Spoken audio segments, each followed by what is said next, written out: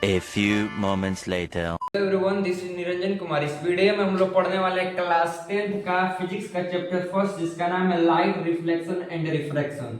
अब first of all हम light का ही पोस्टमार्टम करते हैं। मैं लाइट का पोस्टमार्टम इस वीडियो में इस तरह कर दूंगा कि आप में लाइट से जितने भी रिलेटेड कॉन्सेप्ट होंगे सब डायरेक्ट आपके खोपड़िया में घुसने लगेंगे, बिना थके बिना रुके।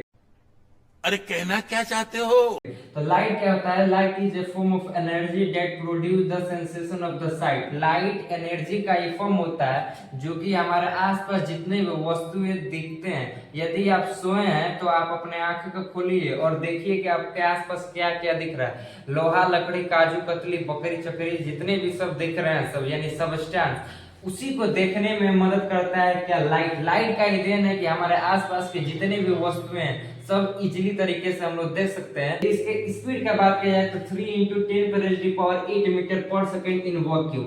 वैक्यूम मतलब फ्री स्पेस, जहाँ फ्री स्पेस होता है वहां पे यदि लाइट का स्पीड देखा जाए तो 3 × 10⁻⁸ मीटर पर सेकंड। देखिए कितना तेजी से ट्रेवल करता है। और ट्रेवल का बात हो गया तो हमेशा ये स्ट्रेट लाइन में, जैसे स्पीड आपको नहीं समझ आ रहा होगा, इससे आपका गाड़ी आप चलाते होंगे या साइकिल चलाते होंगे, सपोज आप गाड़ी चलाते हैं बाइक, तो उसका स्पीड तो होगा कि 20 किलोमीटर, 25 किलोमीटर, 30 किलोमीटर, 60 किलोमीटर, 1 घंटे में 60 किलोमीटर वो गाड़ी आप चलाते हैं, स्पीड तो होगा कि इतने 40 पे चल रहा है। उसी तरह यदि लाइट का स्पीड देखा जाए तो लाइट का जो स्पीड होता है वो 3 × 10⁸ मीटर पर सेकंड इन वैक्यूम में। तो लाइट का पोस्टमार्टम कर दिए, उसके बाद से आता है देन लाइट के बाद से आता है रिफ्लेक्शन।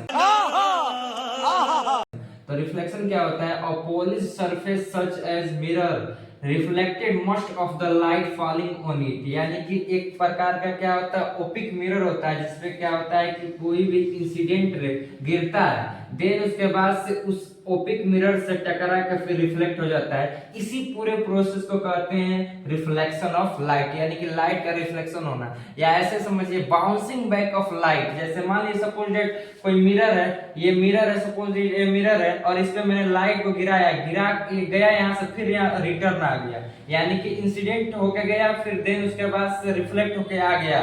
तो ये क्या कहलाता है? Reflection of light. यहाँ पे देख सकते हैं ये मिरर है, यहाँ से इंसिडेंट रे आया, आई से इसको डिनोट करते हैं, और ये तो नॉर्मल रे हो गया, और यहाँ से इसी मिरर से टकरा के रिफ्लेक्ट हो गया, जिसको आर से डिनोट करते हैं। इससे रिलेटेड दो लॉ भी होते हैं, वही मैं लिखा हूँ टाइप्स ऑफ रिफ्लेक्शन, या कहते हैं लॉ ऑफ रिफ्लेक्शन भी पढ़ा जाता है। तो पहला जो लॉ ऑफ रिफ्लेक्शन होता है वो कहता है, पहला नियम रिफ्लेक्शन का, angle of incidence is always equal to angle of reflection. यानी कि ये नॉर्मल हो गया, ये तो आपका इंसिडेंट रे हो गया, ये रिफ्लेक्टेड रे हो गया। ये नॉर्मल से और इंसिडेंट रे के बीच में जो एंगल बनता है इसको कहते हैं एंगल ऑफ इंसिडेंट, और नॉर्मल से जो रिफ्लेक्टेड रे के बीच में एंगल बनता है उसको कहते हैं एंगल ऑफ रिफ्लेक्शन। तो वही नियम पहला, यानी कि रूल पहला कहता है कि एंगल ऑफ इंसिडेंट, यानी कि ये वाला एंगल और इसके बीच में, नॉर्मल से इंसिडेंट के बीच और नॉर्मल से रिफ्लेक्टेड रे के बीच जो एंगल बनता है वो हमेशा इक्वल होगा। यानी कि जितने मान लीजिए 30 डिग्री ये एंगल बना रहा होगा तो 30 डिग्री ये भी एंगल बना रहा होगा। तो आप हमेशा याद रखिए कि जो पहला लॉ का होता है रिफ्लेक्शन का, angle of incidence is always equal to angle of reflection. जो सेकंड लॉ ऑफ रिफ्लेक्शन कहता है वो है incident ray, reflected ray and normal ray all lie in the same plane. Simple सा बात है, बहुत सिंपल सा समझे क्या कह रहा है। इंसिडेंट रे, आपका इंसिडेंट रे ये हो गया, जो लाइट आती है उसके बाद से क्या कर रहा है, रिफ्लेक्टेड रे। अब लाइट आई यहाँ से चली गई तो क्या हो गया, ये रिफ्लेक्टेड रे हो गया।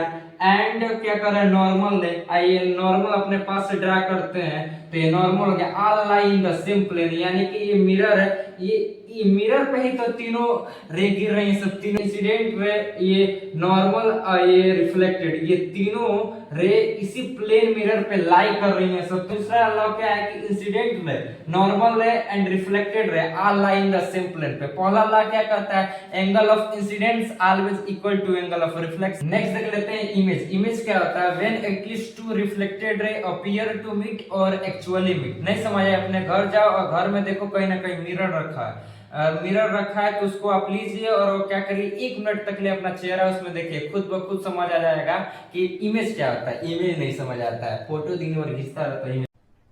अरे कहना क्या चाहते हो? तो ओवरऑल इमेज समझ गए। अब इमेज के भी दो टाइप्स होते हैं, रियल इमेज और वर्चुअल इमेज। रियल इमेज क्या होता है कि लाइट रे एक्चुअली मीट, यानी कि रियल इमेज वो इमेज होता है जो कि when at least two reflected ray actually meet, जब दो रिफ्लेक्टेड रे एक्चुअली मीट होते हुए देखती हैं सब, तो वो उस केस में हम लोग का रियल इमेज बनता है। वर्चुअल इमेज क्या होता है, light ray do not actual meet. इस केस में जब हम लोग किसी भी रे को जबरदस्ती खींच खींच के बनाते हैं, जब कोई भी दो रिफ्लेक्टेड रे होगा उसको खींच खींच के हम लोग मीट कराएंगे, जुड़ाएंगे एक साथ है, वो भी डॉट डॉट के साथ, अभी आगे समझ आएगा। तो उस केस में बनता है वर्चुअल इमेज। रियल इमेज जो होता है वो हमेशा इन्वर्टेड इमेज बनाता है, यानी कि उल्टा इमेज। वहीं देखा जाए वर्चुअल इमेज हमेशा इरेक्ट इमेज बनाता है, यानी कि हमेशा सीधा इमेज बनाता है। आप हमेशा एक बात याद रखिएगा, रियल के साथ कन्फर्म है कि हमेशा क्या आता है, इन्वर्टेड आता है। उसी तरह वर्चुअल के साथ हमेशा इरेक्ट आता है। गुरु के साथ शिष्य का नाम आता है, उसी तरह रियल के साथ इन्वर्टेड होता है, उसी तरह वर्चुअल के साथ इरेक्ट होता है। थर्ड जो है, इसी का केस देख लिया जाए तो real image always form on a screen. जो रियल इमेज होता है वो हमेशा किस पे बनता है, स्किन पे, लाइक एज रेटिना। रेटिना जैसा कि हम लोग के आंख के अंदर का एक पार्ट होता है जिसपे हम लोग का इमेज बनता है, तो हमेशा रियल इमेज बनता है। और भी इसका एग्जांपल जैसे कि सिनेमा हॉल में आप चले जाइए, जितने भी वो पर्दे पे मूवी वगैरह दिखाया जाता है वो सब किस चीज का एग्जांपल है, रियल इमेज का ही एग्जांपल है। वर्चुअल इमेज जो होता है, virtual image always form behind the mirror, like plane mirror की तरह। जो वर्चुअल इमेज होता है हमेशा वो मिरर के अंदर बनता है। जैसे आप मिरर के पास जाइए और खड़े हो जाइए, प्लेन मिरर के पास जाइए, खड़े हो जाइए और उसमें आपका चेहरा अंदर आप दिखेंगे, यानी कि मिरर है उसके अंदर आप दिख रहे हैं, तो वो क्या हो गया, वर्चुअल इमेज उसको कहा जाता है। हम लोग इमेज पढ़ लिए, उसके बाद से आता है मिरर। मिरर क्या होता है चलिए जान, अरे मिरर तुमको नहीं समझ आता है, इतना तो बकलोला हो गया है। मिरर यार दर्पण होता है मिरर, समझ गए। अपने घर में जाओ देखो, रोज तुम कंघी उंघी करते हो, अपने बाल को एकदम स्टाइल, हेयर स्टाइल तेरे नाम झाड़ते हो, वही ना मिरर है। तो मिरर के भी दो प्रकार होता है, एक होता है प्लेन मिरर, दूसरा होता है स्फेरिकल मिरर।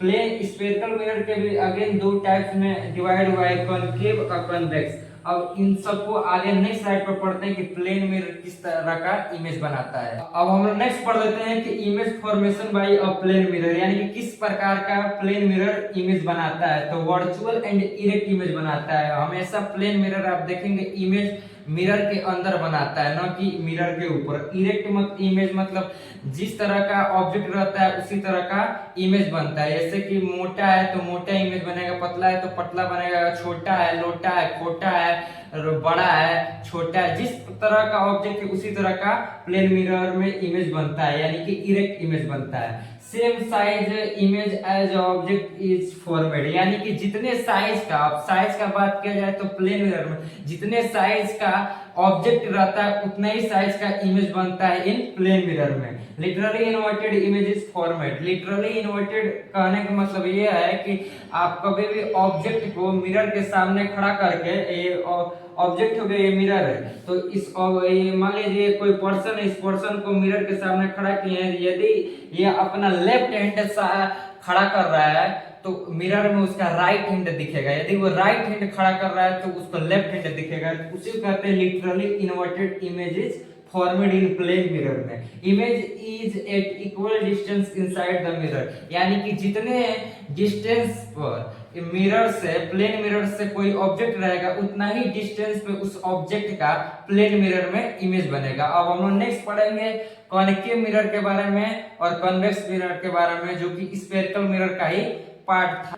स्फेरिकल मिरर का दो टाइप्स होता है, एक होता है कॉन्केव मिरर, दूसरा होता है कन्वेक्स मिरर। अब हम समझते हैं कि कॉन्केव मिरर क्या होता है और spherical mirror which reflecting surface curved होता है इनवर्ड की तरफ। हमेशा आप याद रखिएगा कि ये कर्व्ड होगा किधर, इनवर्ड की तरफ, यानी अंदर की तरफ। जो रिफ्लेक्टिंग सरफेस होता है कॉन्केव मिरर में वो अंदर की तरफ होता है, न कि बाहर के तरफ। उसके बाद से कन्वेक्स मिरर को देखा जाए तो spherical mirror which reflecting surface curve होता है आउटवर्ड की तरफ, यानी कि कॉनकेव का ये अपोजिट होता है। इसमें हम लोग का रिफ्लेक्टिंग सरफेस किधर था, इनवर्ड के तरफ था कर्व, इसमें हम लोग का रिफ्लेक्टिंग जो सरफेस है वो आउटवर्ड की तरफ है। बहुत कंफ्यूजन होता है, तो आप यार कॉनकेव से याद रखिएगा, केव केव मतलब क्या होता है, गुफा। तो आदमी अब कभी भी गुफा के अंदर ही नहीं घुसता है, तो गुफा के अंदर घुसेगा तो गुफा का मुंह सीधा सामने की तरफ क्या होता है, खुला रहता है। तो खुलने से क्या रखिएगा हमेशा, ये मान लीजिए गुफा है, इधर से कोई जा रहा है, इसका मतलब लाइट रे जा रहा है, तो इससे आप याद रखिएगा कॉनकेव मिरर का। और कॉन्वेक्स इसका उल्टा रख दीजिएगा, यानी कि पहाड़ है, पहाड़ पे चढ़ के गिर जा रहा है, मतलब इसको आप अपना तरीके से याद रख सकते हैं। जब ये आप याद कर लेंगे तो इसको याद करने का जरूरत नहीं है। आप सिंपल से याद करिएगा कि जो कॉनकेव मिरर होता है वो कर्व्ड होता है इधर की तरफ, इनवर्ड की तरफ, और जो कन्वेक्स मिरर होता है वो कर्व्ड होता है आउटवर्ड की तरफ। आप अपने फिंगर को एक बार ऐसे करिएगा, नागिन बना दीजिएगा, ये नागिन नागिन ऐसे करते हैं ना नागिन, तो ये ऐसे नागिन बन रहा है, तो इसको समझ लीजिएगा क्या हो गया, कॉनकेव हो गया। एक बार इसको रिसिया के ऐसे कर दीजिए, मैं रूठ गया हूँ, एक बार ऐसे इसको पलट दीजिएगा, तो जो ऊपर वाला पलट देंगे तो क्या बन जाएगा, कॉन्वेक्स बन जाएगा। कैसे बनता है, इसके लिए कुछ रूल है, जिसमें से रूल नंबर 1 पहला है, क्या कहता है कि a ray parallel to the principal axis. उससे पहले इस डायग्राम को हमको समझना है, ये सी क्या है, एफ क्या है, पी क्या है। तो देखिए पूरे जो ये लाइन है, इस लाइन को कहा जाता है प्रिंसिपल एक्सिस। इस लाइन पर जहाँ पे ये कॉनकेव मिरर है, ये कौन सा मिरर है, कॉनकेव मिरर, और जहाँ पे लाइन टच करता है, यानी कि जहाँ पे मीट कर रहे हैं, इसको कहते हैं पोल। उसके बाद से ये हो गया, ये जो सी देख रहे हैं, ये centre of curvature, overall spherical mirror का सेंटर होता है। मान लीजिए स्फेरिकल मिरर, पूरा स्फेरिकल मिरर कुछ इस तरह का होगा, जब इसका सेंटर होगा, जब इसको हम आधा करेंगे तो ये कॉनकेव मिरर का भी तो कहीं ना कहीं सेंटर होगा, तो इसी को कहा जाता है कर्वेचर, यानी कि सेंटर ऑफ कर्वेचर बोला जाता है, जिसको सी से डिनोट करते हैं। उसके बाद से जो ये पॉइंट देख रहा है एफ, इसको कहते हैं प्रिंसिपल फोकस या फोकस, जिसको एफ से डिनोट करते हैं, जो कि सेंटर ऑफ कर्वेचर का आधा होता है। और इस लेंथ से लेकर इस लेंथ तक, यानी कि एफ से लेकर पी तक कहा जाता है फोकल लेंथ, जिसको हम लोग स्मॉल एफ से इस तरह से डिनोट करते हैं। तो अब देखिए हम समझते हैं कि रूल नंबर 1 क्या कह रहा है, एक बार और, जब कोई भी line incident ray principal axis के पैरेलल आएगी, तो देन जब उसका रिफ्लेक्शन होगा तो फोकस से होकर पास होगा। जब कोई भी इंसिडेंट रे, एक बार और समझिए, जब कोई भी इंसिडेंट रे प्रिंसिपल एक्सिस के पैरेलल गिरेगा जाके मिरर पे, कॉनकेव मिरर पे, देन उसके बाद से रिफ्लेक्शन जब होगा तो हमेशा फोकस से होके पास होगा। उसी तरह कॉन्वेक्स मिरर में भी है, ये क्या है, रे आया इंसिडेंट रे, देख रहे हैं प्रिंसिपल एक्सिस है, इसके पैरेलल ये रे आया है, जब इसका रिफ्लेक्शन होगा तो फोकस से पास होगा। हालांकि कॉन्वेक्स मिरर के पीछे सब, यानी कि मिरर के सब पीछे फोकस, सेंटर ऑफ कर्वेचर होते हैं, वो अलग बात है, लेकिन तभी भी यहाँ पे मैं देखिए यही है अपीयर टू मीट, जो कि हम बता रहे थे एक्चुअली मीट रियल, इन्वर्टेड और वर्चुअल इलेक्ट्रिक। ये वर्चुअल है न कि रियल है, तो इसलिए इसको जबरदस्ती यहाँ पे मीट किए हैं। अब रूल नंबर 2 देख लेते हैं, क्या कहता है, अरे पासिंग थ्रू द फोकस, जब कोई भी इंसिडेंट रे फोकस से होके पास होता है, देन उसके बाद से जब वो रिफ्लेक्ट करेगा तो वो प्रिंसिपल एक्सिस के पैरेलल हो जाएगा। जैसे मान लीजिए इंसिडेंट रे होगा, ये फोकस से होकर क्या होगा, इंसिडेंट इस मिरर पे गिर रहा है, देन जब रिफ्लेक्ट हो रहा है तो इस प्रिंसिपल एक्सिस के पैरेलल होगा। ये है कॉन्वेक्स मिरर में, तो ये भी क्या होगा, प्रिंसिपल एक्सिस के पैरेलल होके पास करेगा। जो रूल है, अरे passing through the centre of curvature, यदि कोई, ये कॉनकेव मिरर है, कॉन्वेक्स मिरर, यदि कोई भी इंसिडेंट है सेंटर ऑफ कर्वेचर से पास होके जा रहा है, देन उसके बाद जब उसका रिफ्लेक्ट होके आएगा तो वह अपने पाथ को क्या करेगा, रिरेट कर देगा। कोई भी ray incident ray centre of curvature से होके पास हो रहा है, देन उसके बाद से जब वो मिरर पे टकरा के जब वो वापस यानी कि रिफ्लेक्ट होगा तो वो अपने पाथ पे फिर दोबारा चला जाएगा, centre of curvature. Rule number 3 यही कहता है। इसी तरह कन्वेक्स मिरर में ये रे हमको दिख रहा है, ये फिर मैं बता रहा हूँ, ये अपीयर टू मीट, एक्चुअली नहीं, तो इसको हम लोगों ने डॉट डॉट करके बना दिया है कि सपोज डेट कोई रे आ रहा है जो कि सेंटर ऑफ कर्वेचर के ठीक सामने गिर रहा है, तो वो अपने पाथ को क्या करेगा, रिरेट कर देगा, दोबारा अपने ही पाथ से वापस चला जाएगा, जिस रास्ते से आया था उसी रास्ते से चला गया। लास्ट रूल है, वो कहता है कि रे पासिंग थ्रू द पोल, जब कोई भी इंसिडेंट रे पोल से होकर पास होता है, देन उसके बाद से जब रिफ्लेक्ट होता है तो ओब्लिक्वली होता है सेम एंगल पर, यानी कि प्रिंसिपल एक्सिस के ऊपर जितना ये इंसिडेंट रे एंगल बना रहता है उतना ही ये रिफ्लेक्शन होने के बाद से प्रिंसिपल एक्सिस से उतना ही एंगल नीचे भी बनाता है। इसी तरह कॉन्वेक्स मिरर में यहाँ पे हम लोग जानते हैं कि ये पोल होता है ये, तो इस पॉइंट पे जब इंसिडेंट रे रिफ्लेक्ट जब गिरेगा, सॉरी रिफ्लेक्ट नहीं, जब गिरेगा देन जब उसका रिफ्लेक्शन होगा, जब वो रे रिफ्लेक्ट होगा तो जितना एंगल इस प्रिंसिपल एक्सिस से बनाया रहता है कॉन्वेक्स मिरर पर, उतना ही एंगल इधर भी नीचे बनाएगा जब रिफ्लेक्ट होगा। तो यही कहता है कि पासिंग थ्रू द